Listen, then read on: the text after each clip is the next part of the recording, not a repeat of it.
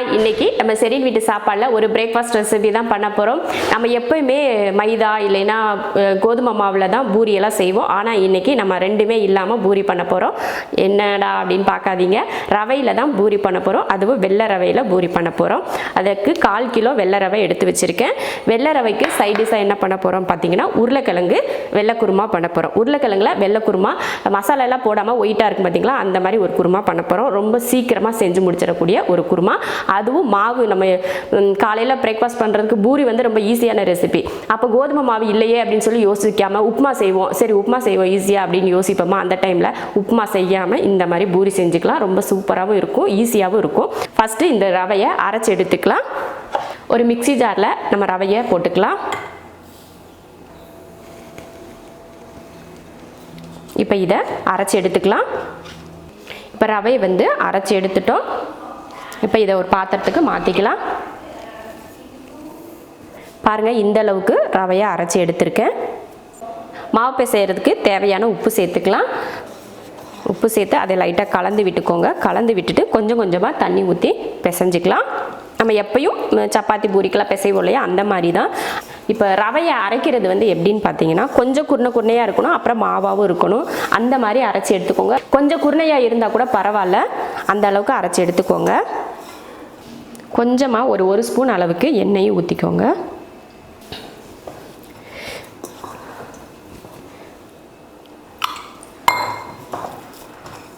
மாவு பிசைஞ்சாச்சு. இந்த அளவுக்கு பிசைஞ்சிருக்கோம். இதை ஊற வச்சிடலாம். அதுக்குள்ளேயும் நம்ம குருமாலாம் பண்ணிக்கலாம். இப்போ வெங்காயம், பச்சை மிளகாய், பட்டை, கிராம்பு தாளிக்கிறதுக்கு எடுத்திருக்கேன். அரைக்கிறதுக்கு சோம்பு எடுத்திருக்கேன். உருளைக்கிழங்கு வந்து கட் பண்ணி எடுத்திருக்கேன். நம்ம தாளிக்கிறப்ப கையில் பிசைஞ்சு விட்டுக்கலாம். எல்லாம் ரெடியாக எடுத்து வச்சாச்சு. அடுத்து தேங்காய் மட்டும் துருவி எடுத்துக்கலாம். இந்த தேங்காயில் நம்ம கையில் அப்படி ஒரு கைப்பிடி அளவுக்கு வர்ற அளவுக்கு தேங்காய் துருவி எடுத்துக்கலாம். அப்புறம் இந்த தேங்காய் துருவல் வந்து நான் கிரைண்டரில் இருந்து எடுத்ததுன்னு சொல்லியிருந்தேன். அதில் ஒரு சிஸ்டர் சொல்லியிருந்தாங்க, இதோட லிங்க் அனுப்புங்க அப்படின்னு சொல்லிட்டு. நம்ம பழைய கிரைண்டர் எதுனா இருந்துச்சா, இல்லை யூஸ் பண்ணுற கிரைண்டர் இருந்துச்சுன்னா அதில் இருக்க தேங்காய் துருவியை எடுத்து வச்சு நீங்கள் துருவிக்கோங்க. இதுக்கு லிங்க்கெல்லாம் கிடையாது, கிரைண்டர்லேருந்து எடுத்தது. இப்போ இதில் தான் இப்போ நான் தேங்காய் துருவல் பண்ண போகிறேன். தேங்காயை துருவி நம்ம அரைக்க தான் போகிறோம், அதனால நான் ஜார்லேயே போட்டுக்கிறேன். இந்த மாதிரி துருவி அதுக்குள்ளே போட்டுக்கோங்க.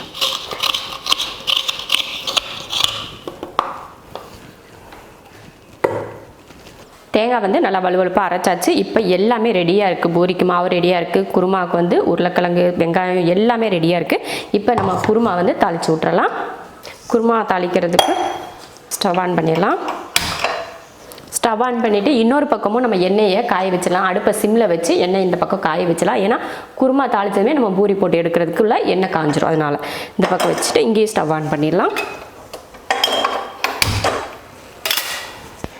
இப்போ பூரிக்கு எண்ணெய் ஊற்றி காய வச்சிடலாம். பூரிக்கு எண்ணெய் ஊற்றியாச்சு. அடுப்பை சிம்மில் வச்சு சிம்மில் காயட்டும். அடுத்து இப்போ குருமா தாளிக்கிறதுக்கு எண்ணெய் ஊற்றிடலாம். எண்ணெய் காஞ்சிருச்சு. ஒரு கிராம்பு, ஒரு ஏலக்காய், ஒரு துண்டு பட்டை, ஒரு சின்ன பிரிஞ்சி இலை. பொரிஞ்சதுமே வெங்காயம், அடுத்து பச்சை மிளகாய், நம்ம காரத்தை பொறுத்து மிளகாய் சேர்த்துக்கோங்க.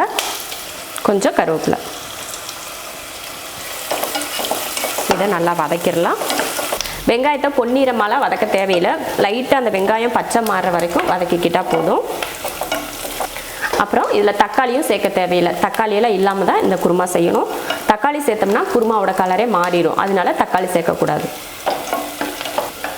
வெங்காயம் வந்து நல்லா வதங்கிருச்சு. இப்போ உருளைக்கிழங்கை இதில் சேர்த்துக்கலாம். நம்ம இதை வேக வச்சு தான் எடுத்துருக்கோம் உருளைக்கிழங்கு. இப்போ இதை மசிச்சு அதில் சேர்த்துக்கலாம். கை வச்சே பிசைஞ்சுக்கோங்க.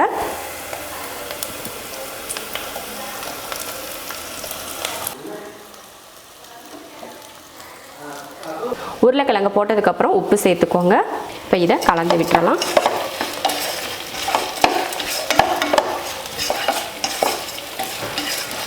உருளைக்கிழங்கும் உப்பு போட்டு கலந்து விட்டுக்கலாம். இதில் மஞ்சத்தூளெல்லாம் நம்ம சேர்க்க தேவையில்லை. இந்த கலரே போதும். இப்போ உருளைக்கிழங்கை நல்லா வதக்கி விட்டாச்சு. இப்போ இதில் நம்ம அரைச்ச தேங்காய் சேர்த்துடலாம். தேங்காய் சேர்த்துட்டு தேவையான அளவுக்கு தண்ணியும் சேர்த்துக்கலாம்.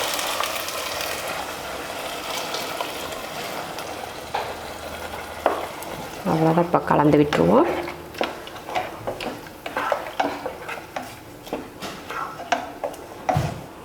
அவ்வளோதான். குருமாவுக்கு தண்ணியெலாம் சேர்த்தாச்சு. இப்போ கொஞ்சம் மல்லித்தலை தூவிக்கலாம். மல்லித்தலை தூவிட்டு லைட்டாக கிளறி விட்டுட்டு இப்போ மூடி வச்சிடலாம். அதிக நேரம் குருமா வேகக்கூடாது. ஒரு 2 நிமிஷம் மட்டும் அது கொதிக்கட்டும். அந்த தேங்காயும் அந்த சோம்பலை அரைச்சி ஊற்றிருக்கோம் பார்த்தீங்களா, அதோட பச்சை மணம் வந்து அதிகமாக போகக்கூடாது. அந்த மணம் இருந்தால் தான் நம்ம குருமா வந்து ருசியாக இருக்கும். அதனால ஒரு 2 நிமிஷம் மட்டும் கொதிக்க வச்சுட்டு அதுக்கப்புறமா ஆஃப் பண்ணிக்கலாம். அதுக்கு இப்போ பூரிக்கு நம்ம தேய்ச்சி எடுத்துடலாம். இப்போ வந்து மாவு பிசைஞ்சு வச்சு நல்லா ஊறிடுச்சு. இப்போ இதை பூரிக்கு உருட்டி எடுத்துக்கலாம். இப்போ பாருங்கள், மாவு ஊற வச்சு நல்லா முன்னாடி நம்ம பிசைஞ்சு வச்சதை விட இப்போ பாருங்கள் நல்லா சாஃப்டாகிடுச்சு. இப்போ இதை உருண்டை பிடிச்சிட்டு நம்ம பூரி தேய்ச்சி எடுத்துக்கலாம். சின்ன சின்ன உருண்டைகளாகவே எடுத்துக்கலாம். பூரிக்கு நம்ம எப்பயும் சின்னதாக தானே எடுப்போம், அந்த மாதிரி இது போல் இப்போ தேய்ச்சி எடுத்துடலாம். எப்பவும் போல் மாவு தடவிட்டு தேய்ச்சி எடுத்துடலாம். ஒரு 2-3 பூரிக்கு தேய்ச்சி எடுத்துட்டு அதுக்கப்புறமா நம்ம பொரிச்சு எடுத்துக்கலாம்.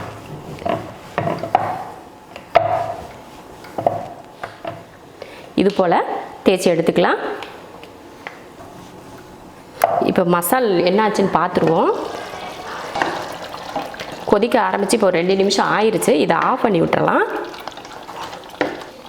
உப்பு பத்தலைன்னா நீங்கள் உப்பு சேர்த்துக்கலாம் இந்த டைமில். இப்போ அடுப்பை ஆஃப் பண்ணிடுவோம்.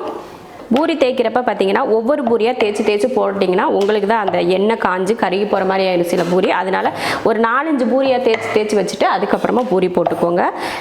அதே போல் மாவு போட்டு தான் தேய்க்கணும் அப்படின்றதெல்லாம் இல்லை. நீங்கள் இதில் எண்ணெயை கூட தேய்ச்சிட்டு நீங்கள் பூரிக்கு தேய்ச்சி எடுத்துடலாம்.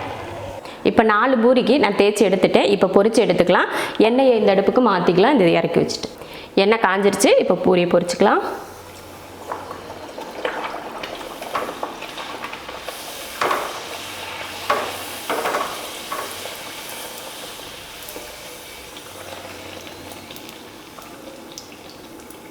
பாருங்கள் எவ்வளோ சூப்பராக நம்ம எப்பயுமே கோதுமையில் செய்வோம் பார்த்தீங்களா பூரி, அந்த மாதிரியே எப்படி உப்பெல்லாம் வருது பாருங்கள். நல்லா கலர் மாறி வரட்டும், எடுத்துக்கலாம். ஒவ்வொரு பூரியும் நல்லா எண்ணெய் சூடாக இந்த மாதிரி போட்டு எடுத்திங்கன்னா கரண்டி வச்சு இப்படி அமுத்துங்க. அப்போ தான் பூரி வந்து நல்லா உப்பெல்லாம் வரும். நீங்கள் அப்படியே விட்டுட்டிங்கன்னா உப்பெல்லாம் வராது. அப்படியே சும்மா சப்பாத்தி மாதிரியே கிடக்கும். எடுத்துடலாம். பூரி எப்படி நிற்கிது பார்த்தீங்களா? ரவா பூரி சூப்பராக இருக்கும்.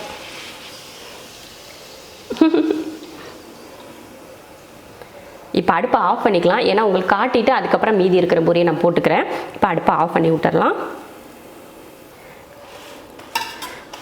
சூப்பராக பூரி ரெடி ஆயிடுச்சு. இப்போ குருமாவும் எப்படி இருக்குன்னு பாருங்கள். குருமா பாருங்கள் எவ்வளோ அருமையாக நல்ல கலர் மாறாமல் வெள்ளையாகவே இருக்குது பாருங்கள்.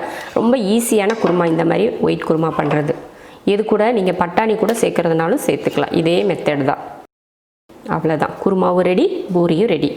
அருமையான ரவா பூரியும் உருளைக்கிழங்கு வெள்ளை குருமாவும் சூப்பராக ரெடி ஆயிடுச்சு. ரொம்ப ஈஸியான ரெசிபினா இதுதான். நம்மக்கிட்ட பூரி செய்கிறதுக்கு கோதுமை மாவு இல்லை மைதா மாவு இல்லை அப்படின்னு சொல்லி யோசிக்காமல் ரவை இருந்துச்சுன்னா உப்புமா செய்கிறதுக்கு பதில் இந்த மாதிரி பூரி செஞ்சிட்டிங்கன்னா ரொம்ப ஈஸியாக இருக்கும். எல்லாரும் ரொம்ப விரும்பியும் சாப்பிடுவாங்க. ஏன்னா உப்புமானே யாருக்குமே பிடிக்காது. போன வீடியோவில் உப்புமா போட்டதப்ப எல்லாருமே முக்கால்வாசி பேர் என்ன சொல்லியிருந்தீங்க, ஐயோ உப்புமானா எங்களுக்கு பிடிக்காதுன்னு தான் சொல்லியிருந்தீங்க. அப்படி உப்புமா பிடிக்காதவங்க இந்த மாதிரி ரவையில் பூரி செஞ்சு சாப்பிடுங்க. எல்லாருக்கும் ரொம்ப பிடிக்கும். இது போல் செஞ்சு பார்த்துட்டு எப்படி இருக்குன்னு சொல்லிட்டு கமெண்ட் பண்ணுங்கள். பிடிச்சிருந்தா லைக் பண்ணிவிட்டு ஷேர் பண்ணிவிட்டு நம்ம ஷெரின் வீட்டு சாப்பாடு சேனலை சப்ஸ்கிரைப் பண்ணி வச்சுக்கோங்க. அப்போ தான் நான் டெய்லி போடுற lunch menu, dinner menu, breakfast மெனுவெல்லாம் உங்களுக்கு நோட்டிஃபிகேஷன் வரும். நீங்களும் பார்க்கலாம். இப்போ நான் சாப்பிட போகிறேன்.